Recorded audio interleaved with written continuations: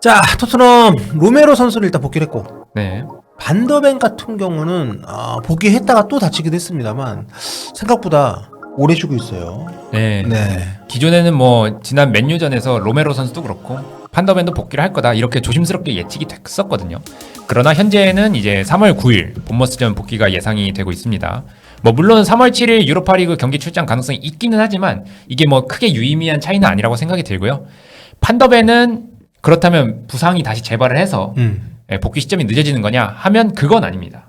현재는 그렇게 심각한 상황 아니고요. 오히려 훈련에도 복귀했고 남은 시즌 출장을 위해서 실전 감각 끌어올리고 좀 예열을 가하고 있는 상황이라고 보시는 게 정확하고요. 이거는 뭐 로메로도 마찬가지입니다. 로메로도 마찬가지로 판더벤과 함께 남은 시즌 부상을 안 당하기 위해서 조금 예열을 거치는 과정에 있다. 이렇게 보시는 게 정확하겠습니다. 또 케빈 단조가 왔잖아요.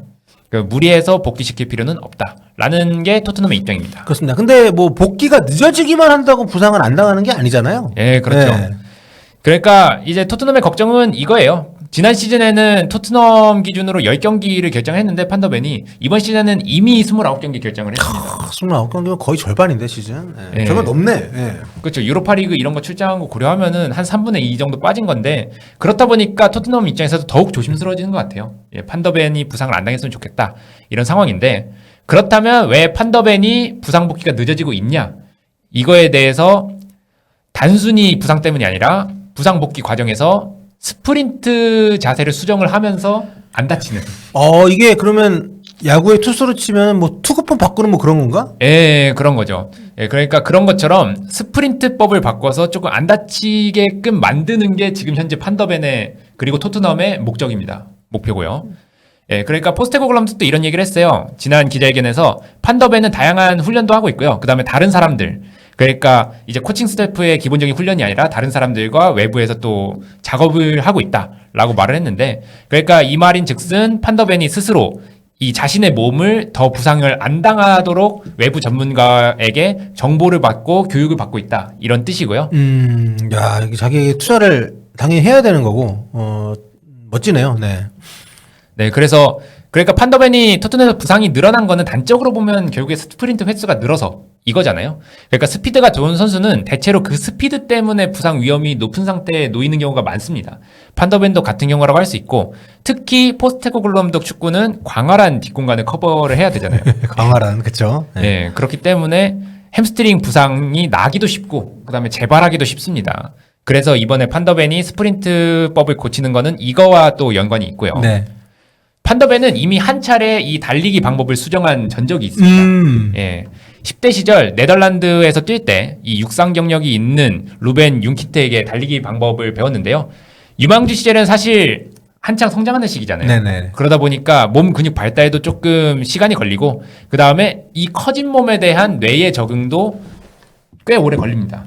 그렇기 때문에 이 유망주 시절에는 이 달리기 한번 잘못했다가 좀 잔부상이 많아지는 경우가 있는데 이 당시 판더벤은 이랬다고 해요. 용킨트의 발언에 따르면은 판더벤이 달릴 때 뒤쪽으로 가동하는 근육 범위 그러니까 뒤쪽 가동 범위가 커서 햄스트링에 부담을 주는 스프린트를 한다고 해요. 예, 그래서 용킨트가 실제로 이걸 보고 판더벤이 이렇게 뛰면 안 된다 해서 그 스프린트법을 수정을 했고요. 그래서 햄스트링에 토트넘에 오기 전까지는 판더벤이 상대적으로 부상을 적게 당하는 그런 결과가 나왔습니다. 근데 그것조차도 토트넘에서는 안 됐다는 거네. 예, 그렇죠. 그렇죠? 예. 예. 또한 뭐 성장기에 설탕도 줄이고요. 탄수화물, 단백질 적절히 섞어서요. 10kg 감량을 했다고 합니다. 그래서 건강하게 몸의 부담을 줄이는 방식으로 또 판더벤이 스피드를 최대한 활용할 수 있는 그런 몸 상태를 만들었다고 합니다. 예, 그래서 판더벤이 만약에 이번에도 토트넘에서 이런 스프린트법 개조에 성공을 한다면은 한층 더 이제 수비 기계로 발돋움을 하는 그런 기회가 되지 않을까 싶은데. 네, 판더벤 시즌2. 예, MK 이런 것처럼. MK 마크2. 예, 그런 것처럼 그렇게 될 수 있는데 최근에 스포츠 과학이 정교하게 발달을 하고 있잖아요. 네. 그렇기 때문에 모든 분야가 그렇지만 스포츠 과학도 정교하게 발달을 하면서 기존에는 이제 스카우팅으로 잔부상이 많은 선수를 거르거나 아니면은 좀 잔부상이 많으면 아예 출전을 좀 안 시키는 쪽으로 하는 경우가 많았는데 최근에는 안 다치게끔 만드는 그런 방식으로 경기 운영 방법이 달라지고 있습니다. 구단 운영 방법이. 그래서 판더벤과 가장 유사한 사례는 페노르트에서 최근에 밀란으로 이적한 네. 산티아고 히메네즈 공격수. 네. 라고 할 수 있겠고요. 당시에 아르네 슬롯 감독이 히메네스의 스프린트 방법을 개조를 시켰다고 해요. 그래서 부상 위험을 줄였다고 하고요. 몸통과 골반에 뛸 때 몸통과 골반에 가해지는 부담을 줄이는 방식으로 부상 위험도를 줄였다고 합니다. 그렇게 해서 슬롯 감독은 워낙에 또 부상을 방지하기 위해서 선수들의 체력 관리에 정말 많은 신경을 쓰는 감독이고요. 그 다음에 데이터 기반으로 해서 체력이 조금이라도 떨어졌다.